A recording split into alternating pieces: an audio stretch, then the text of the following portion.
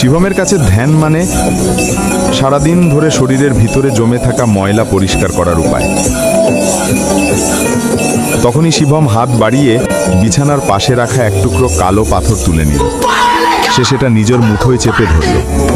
হাত সামান্য নাড়াতেই পাথরটি ছাই হয়ে গেল এবং আঙুলের ফাঁক দিয়ে মিলিয়ে গেল। শিবমের চোখে উত্তেজনা ভরে উঠল এবং সে নিজের কাছে বলল যে ভস্ম শক্তি তার রূপ নিয়েছে। তার গুরুও বলেছিলেন যে সে কেবল তখনই তক্ষক মহলের বংশধর হিসেবে বিবেচিত হবে যখন সে নিজের অন্তর্নিহিত শক্তি জাগ্রত করবে।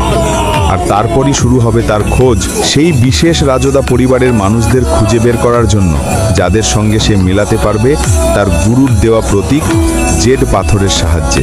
সেই মুহূর্তেই শিবম নিজের জীবন বদলে দিতে পারবে। শুধু তাই নয়, শিবম পাবে এমন সব কিছু যা সাধারণ মানুষের নাগালের বাইরে, যেমন প্রাচীন ওষুধ, ধনসম্পদ এবং তার